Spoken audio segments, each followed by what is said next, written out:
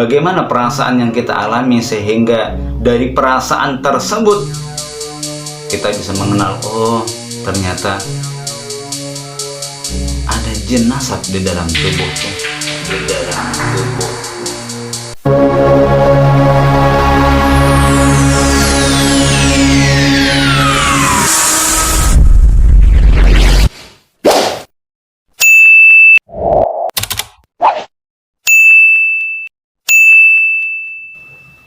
Bismillahirrahmanirrahim.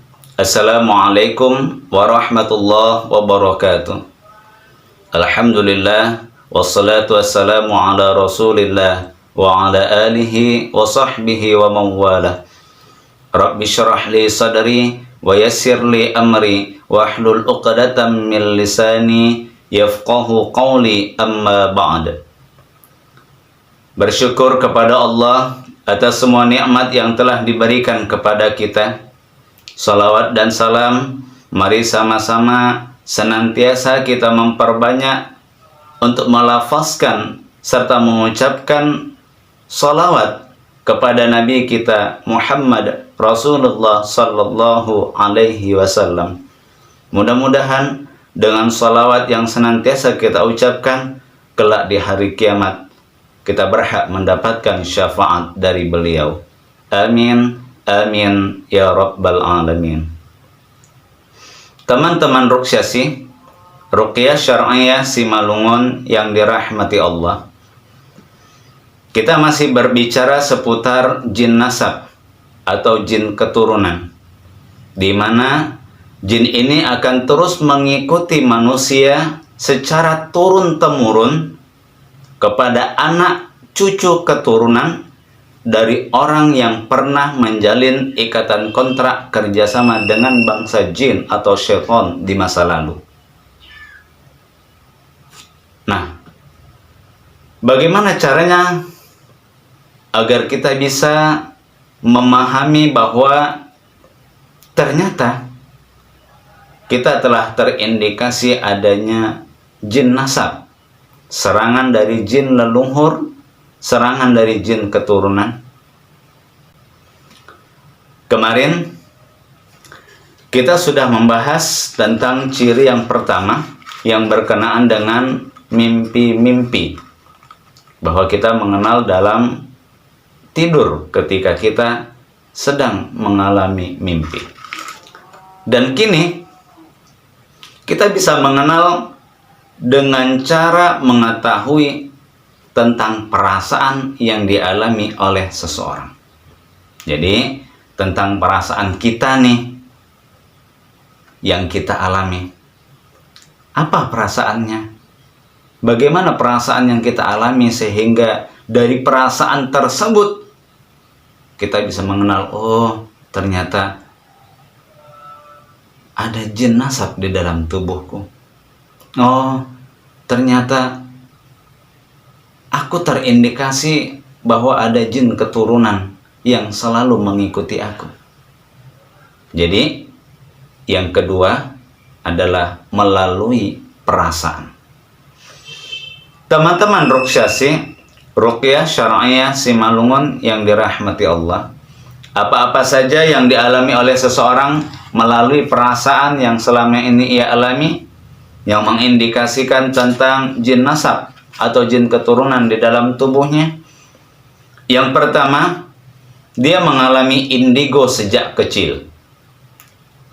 Indigo, sebagaimana yang telah kita ketahui bersama, bahwa indigo memiliki 3 ciri. Dan ini adalah ciri yang utama.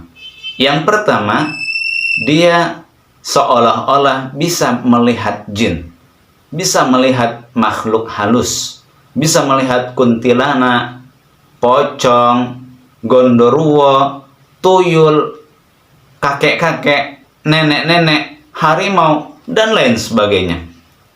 Jadi, dengan sendirinya dia seolah-olah dari pandangan kedua matanya bisa melihat makhluk halus.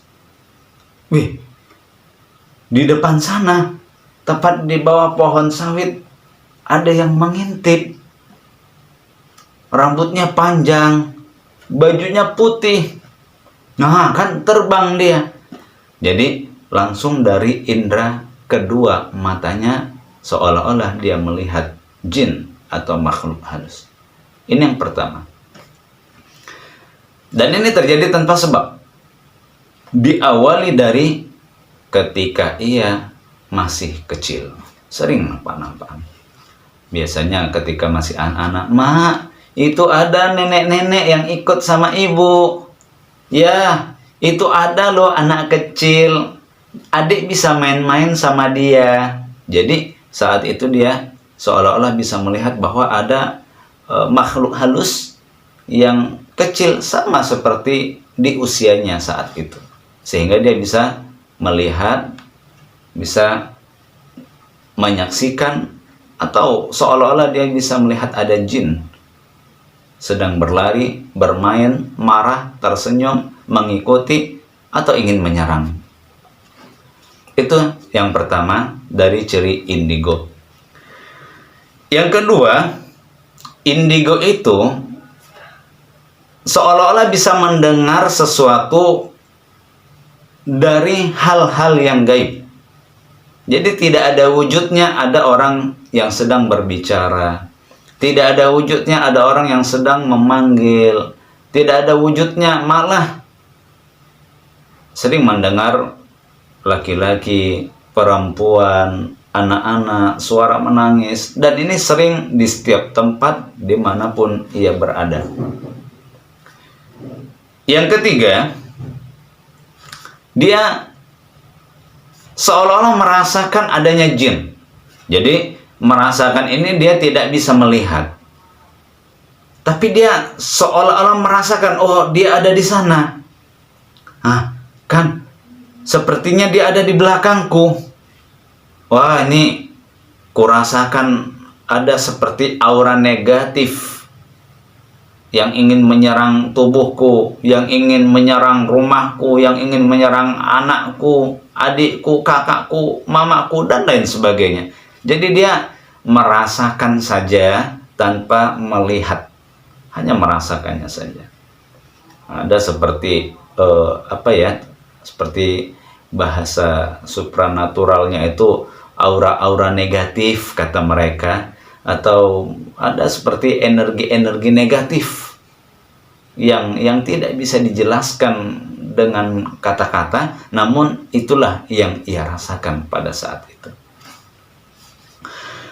Kemudian ciri yang selanjutnya selain indigo sejak kecil, merasa kesal dan mudah ngamuk-ngamuk. Masya Allah, bawaannya kesal aja, marah-marah terus.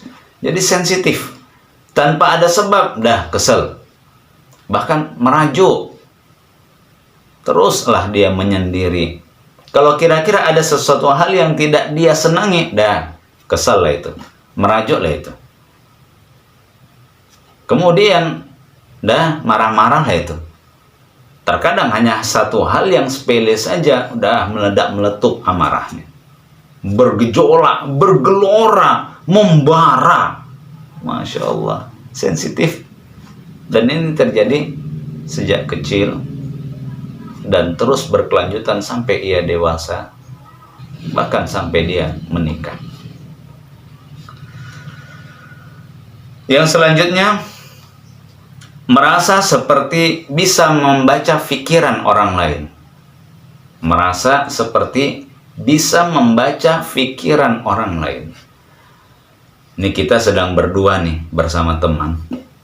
Tiba-tiba terbesit di dalam hati kita, oh ternyata kawanku ini pikirannya mau pulang aja. Udahlah jangan pulang, di sini aja, kenapa? Kita akan mau duduk-duduk, datang taman. Oh, dia kok tahu ya apa yang kufikirkan.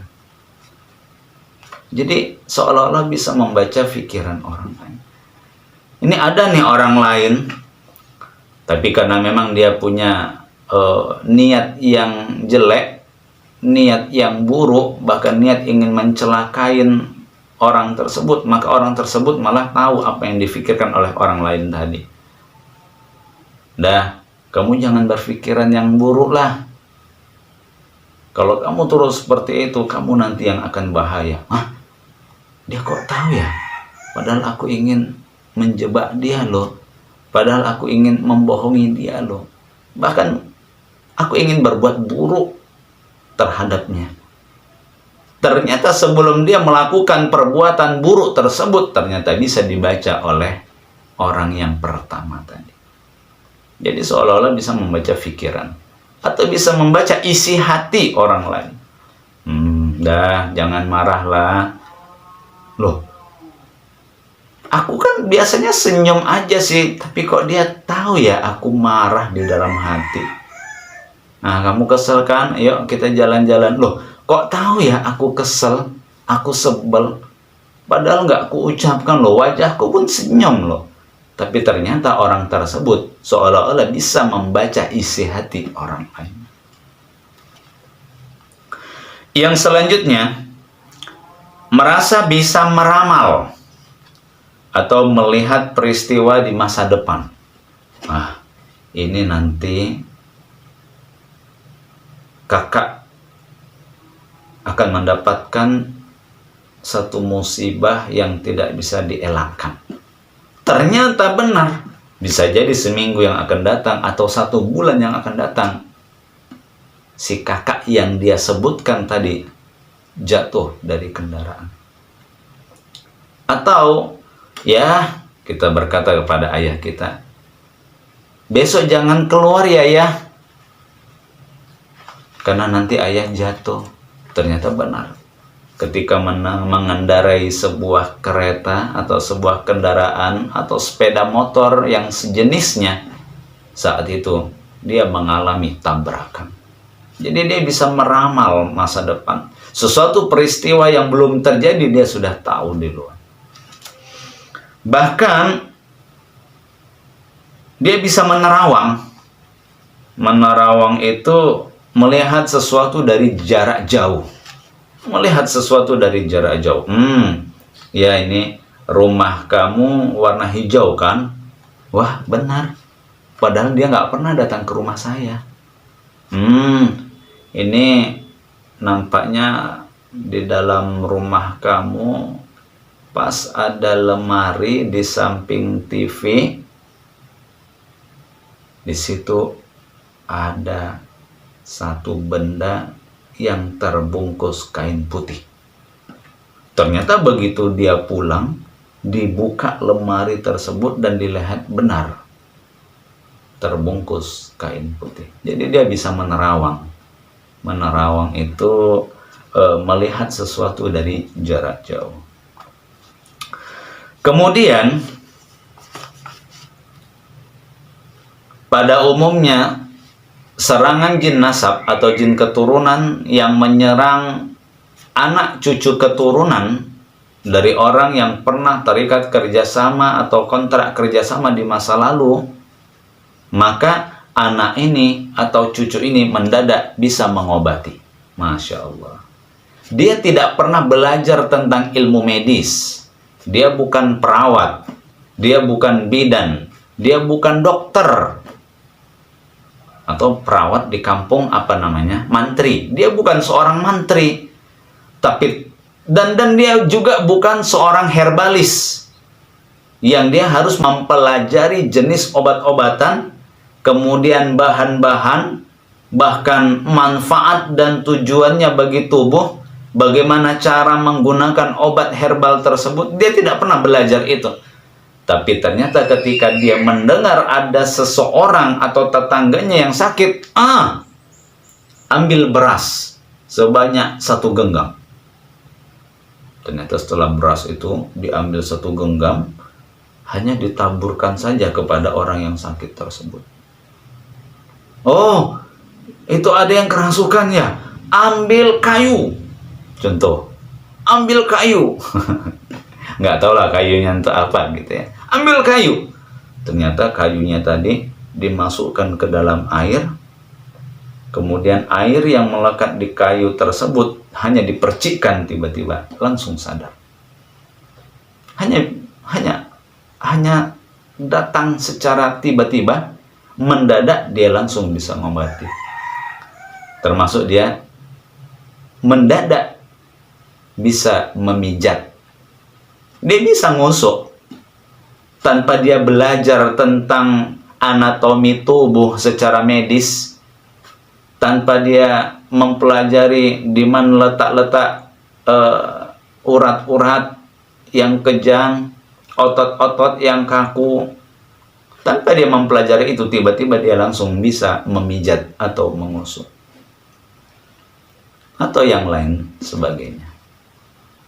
Teman-teman yang dirahmati Allah, kita lanjut. Firasatnya jitu. Wah, jadi kalau udah sering nih punya firasat, waspada ya teman-temannya. Bisa jadi ini dari jin, ini dari syaitan. Karena firasat ini datang setiap saat, setiap waktu, dan di setiap tempat. Bukan datang sekali-sekali. Hari ini nih dia punya firasat, ya, jangan keluar dari rumah ya. Nggak tahu nih perasaan adik nggak enak loh ya. Ternyata ayah keluar dari rumah. Tiba-tiba si ayah pingsan. Setelah ditelusuri, hipertensinya kambuh, darah tingginya naik, kena lagi stroke, dan lain sebagainya. Jadi firasatnya seolah gitu.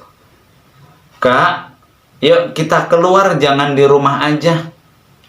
Udahlah dek, ini kan udah malam. Enggak lah kak, ayo kita keluar lah. Ini perasaannya nggak enak loh, nanti terjadi sesuatu. Ternyata benar. Masuklah lipan, masuklah binatang-binatang berbisa di dalam rumah tersebut. Jadi firasatnya jitu, dan ini terjadi tanpa sebab, mendadak begitu saja. Yang terakhir, dia selalu merasa seperti ada yang mengikuti. Kemanapun dia pergi, kayaknya ada ya di belakang. Kayaknya ada ya di samping kiri. Jadi dia merasa seperti ada yang mengikut. Ternyata setelah dilihat, hilang.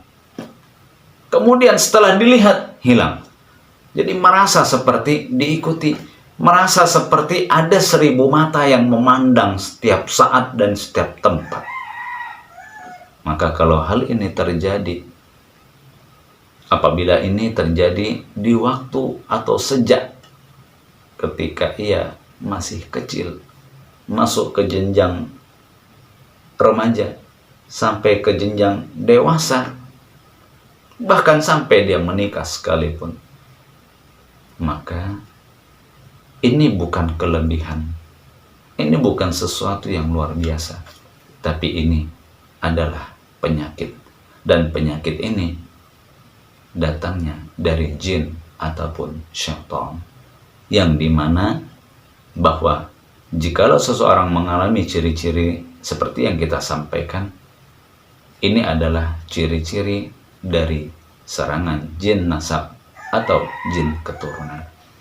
Kalau kita memiliki ciri-ciri yang seperti ini, itu berarti bahwa perasaan kita telah disusupi oleh jin, perasaan kita telah disusupi oleh syaitan, yang mengindikasikan kalau seseorang itu ada jin nasab, jin keturunan di dalam tubuh. Jangan biarkan ini berlarut-larut, dan jangan pertahankan jin tersebut di dalam tubuh. Mudah-mudahan dari ciri-ciri yang dialami melalui perasaan tentang ciri-ciri jin nasab atau jin keturunan, sebagaimana yang sudah kita sampaikan dengan begitu detail dan mendalam, kita dapat memahaminya bersama.